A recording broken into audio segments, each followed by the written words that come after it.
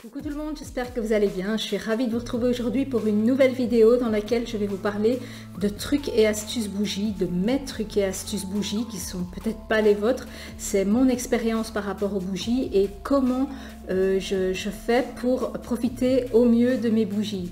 La première chose que j'ai envie de vous dire et qui ne fait pas partie de mes trucs et astuces à proprement parler, c'est aérer les pièces dans lesquelles vous faites brûler des bougies. C'est primordial, c'est essentiel.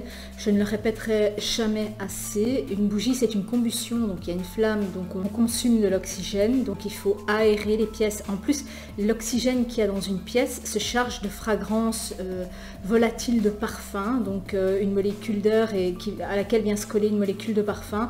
Donc on charge l'air avec quelque chose, donc il faut régulièrement aérer et ça permettra non seulement de ne pas avoir un air chargé qui va donner mal à la tête et qui va faire qu'on se sent à un moment fatigué ou pas très bien, mais ça va aussi permettre de profiter au mieux de sa fragrance, du parfum qu'on a choisi qui va se coller à une molécule d'air fraîche, j'ai envie de dire, et qui va bien entendu sentir 10 fois mieux. Truc numéro 1. Alors mon premier conseil lorsque vous choisissez une bougie comme ça en jarre, c'est de sentir la fragrance dans le bouchon et pas la bougie en elle-même. Parce que la fragrance, en fait la note de cœur, ce que ça va dégager lors de la combustion, se rapprochera plus de ce que vous allez sentir dans le bouchon que toutes les notes qui sont réunies dans la bougie. Vous me voyez souvent les sentir comme ceci. Et ça me permet d'avoir beaucoup plus de notes, d'avoir les notes de fond et les notes de tête qu'on ne sent pas spécialement lors de la combustion. Comme par exemple des notes de pêche qui viennent à l'arrière pour acidifier une fragrance, eh bien on ne la percevra pas directement dans le bouchon. Dans le bouchon, c'est vraiment les notes qu'on va sentir lorsqu'elle va dégager et on peut aussi sentir si elle sera plus ou moins puissante ou pas. Donc ici, je sens clairement que c'est pas une bougie hyper puissante. Et je ne sens pas toutes les notes bien sûr qui viennent quand je la sens comme ceci. Donc je sais qu'il y a des notes que je perçois dans la bougie, que je sentirai au démarrage, que je sentirai aussi après quand je l'aurai éteinte. Enfin, ces notes qui restent ou qui sont beaucoup plus loin que dans la pièce. Donc quand je serai dans une autre pièce, j'aurai d'autres notes qui seront les notes de fond. Pour les bougies parfumées, je préfère les bougies en paraffine. Donc une bougie, c'est constitué de paraffine, d'huile parfumée et de colorant. Une mèche, bien entendu, une mèche pure coton, sans plomb dedans. Alors pourquoi je préfère les bougies à base de paraffine? Tout simplement parce qu'elles libèrent mieux les fragrances parfumées. Une cire de soja ou même cire d'abeille va vraiment emprisonner la fragrance de parfum et votre bougie avec la même quantité d'huile parfumée sentira beaucoup moins fort. Donc c'est vraiment la paraffine qui va permettre à toutes ces fragrances de se libérer. Truc numéro 2. Bon voilà, on a choisi sa bougie, on arrive chez soi, on a envie de l'allumer. La première chose à faire est de vérifier la longueur de la mèche. Alors ne jamais dépasser 1 cm pour une mèche, parce qu'autrement vous allez avoir un dégagement de fumée noire, une flamme trop longue et c'est toxique, c'est pas bon. Donc l'idéal c'est avec un coupe-mèche. On va celle-ci forcément c'est pas une nouvelle, on va à l'intérieur de sa jarre et on coupe sa mèche à 1 cm. Alors eux disent entre 3 et 5 mm, moi je ne les coupe plus aussi courtes parce que autrement il faut une plombe pour que la cire se liquéfie jusqu'au bord. Chez Yankee Candle il faut parfois 4 heures pour arriver au bord, 4-5 heures, parfois on n'y arrive même jamais. Et donc je préfère avoir une flamme de 1 cm, une flamme propre, enfin une mèche de 1 cm, une mèche propre qui ne dégage pas de fumée noire et qui va liquéfier la cire en 2 heures. Pour faire brûler une Yankee Candle, il faut du temps. Ne l'allumez pas si vous n'avez qu'une demi-heure devant vous, ça ne sert à rien, vous allez la faire creuser pour rien. Alors par contre, si c'est une bougie qui a déjà flambé et qu'on se retrouve avec une mèche comme ceci qui fait un champignon ou une fleur, comme certains appellent, eh bien moi je ne la coupe pas. Ce que je fais, je prends un essuie-tout, donc un sopalin, je vais à l'intérieur de la mèche et je l'essuie vers le haut. Ça me permet déjà d'essuyer ma mèche. Je fais attention de ne pas faire tomber ces petits résidus de suie parce que quand on en a par terre, c'est la galère. Et voilà. Donc ici j'ai une mèche qui est un peu trop longue pour moi, donc je vais la couper un tout petit peu pour vraiment la laisser à 1 cm. Et voilà, maintenant je peux rallumer ma bougie. Pour l'allumer, toujours utiliser un allume-mèche. Déjà, ça permet de ne pas aller mettre sa main, enfin de toute façon c'est pas possible avec une allumette, là aller au fond, on risque de se brûler. Et voilà, on a maintenant une belle flamme. Truc numéro 3, pour une meilleure combustion, si on veut ne pas avoir de bord noir et ne pas avoir de bougie qui se consume très vite, qui est soumise au courant d'air et qui creuse, on utilise des illumalites. Alors les illumalites, si vous ne connaissez pas, je vous invite à aller voir ma vidéo Illumalite à quoi ça sert, où j'explique les différentes formes d'illumalites. Donc il y en a sans bord, il y en a avec bord qui viennent se poser dessus, c'est joli, ça permet vraiment de stabiliser la flamme au niveau des courants d'air. Et ceux-ci aussi, ceux-ci sont bien parce qu'ils sont en contact direct avec la jarre et parfois ceux-ci ne sont pas en contact direct, ils sont un peu plus larges que la jarre et ne chauffent pas assez la jarre pour qu'il y ait une meilleure combustion jusqu'au bord.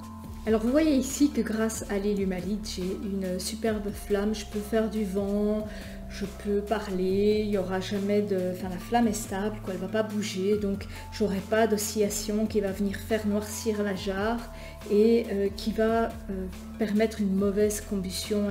Si malgré tout votre bougie creuse encore, je vous invite à aller voir mes tutos sur comment récupérer une bougie qui creuse. J'ai 2 façons de les récupérer et elles ont fonctionné toutes les 2, donc ça permet, n'attendez pas trop longtemps, ça permet vraiment de récupérer toute la cire et d'aller beaucoup plus longtemps avec ces bougies.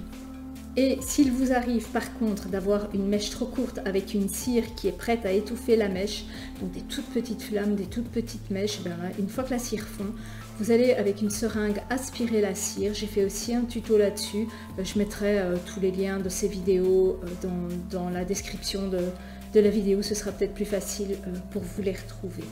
Truc numéro 4, pour éteindre une bougie. Il y a 2 trucs. Le premier truc, quand on a un bouchon, ben, c'est tout simplement de refermer son bouchon et d'attendre que la mèche s'étouffe. Donc ici, elle va s'étouffer. Et voilà, elle dégage une fumée et une fumée que perso, moi je n'aime pas du tout avoir, enfin sentir cette fumée chez moi, avoir de la fumée de bougie chez moi. Je déteste, donc soit j'utilise cette manière-là, soit j'utilise cet ustensile qui est en fait un étouffe-mèche. Donc ici j'ai pris une bougie à 2 mèches pour bien vous montrer comment je fais. Je viens pousser la mèche dans la cire et je la remonte. Donc je recommence l'opération. Je pousse la mèche dans la cire et je la remonte. Et ça me permet de ne pas avoir de fumée, d'avoir des mèches propres, d'avoir des mèches qui se réimbibent de cire et qui vont bien se rallumer sans dégager de fumée. Truc numéro 5. Alors j'ai souvent eu des remarques par rapport à la propreté de mes jarres. En effet, vous voyez, il n'y a pas de résidus sur mes jarres.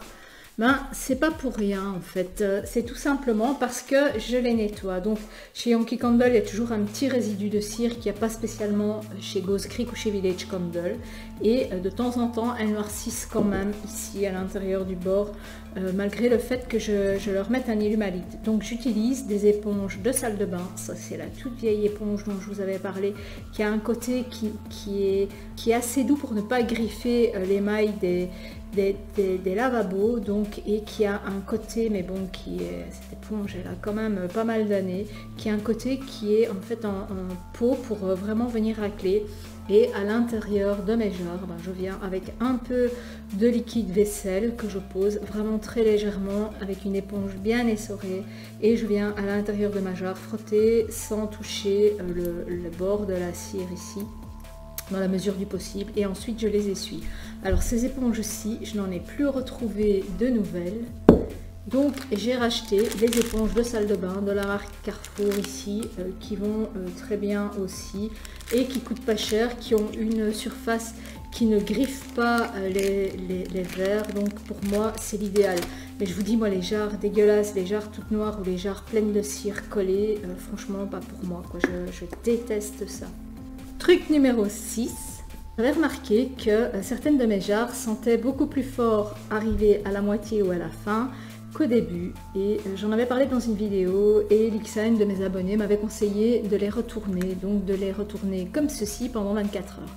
Alors j'ai appliqué cette astuce qu'elle m'avait donnée et franchement maintenant je m'en sers tout le temps, parce que c'est vrai que l'huile parfumée qui est concentrée en bas, bah forcément hein, la gravité elle reste en bas, et bien en la retournant l'huile remonte dans la cire. Alors pour la remonter, moi je laisse quand même le capuchon, elles tiennent pas trop des masses, donc ce que je fais, je les mets dans un sachet que j'ai de chez Carrefour ou quoi, je les pends au porte-manteau comme ceci, là je suis sûre qu'elle va rester bien comme ça pendant 24 heures, et après ben, l'huile est remontée et je peux enfin les rallumer.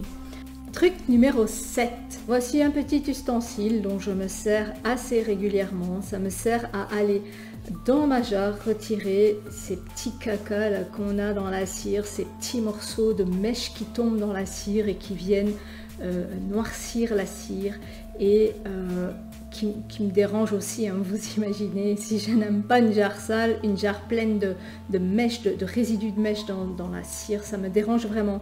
Donc avec cet ustensile, je vais dans ma cire sans me brûler, parce que regardez quand même, c'est quand même y aller assez facilement, on sait même aller bien plus loin, et ça me permet de ne pas me brûler.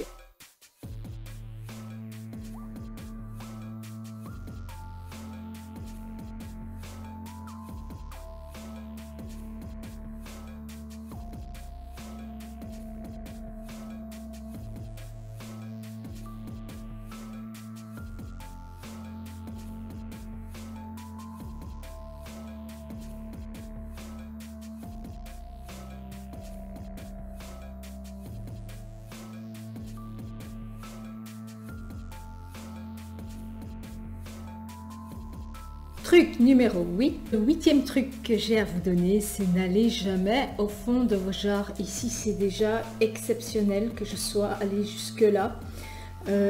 Toujours laisser 1 cm, sinon les jarres risquent d'exploser et ou de se fissurer.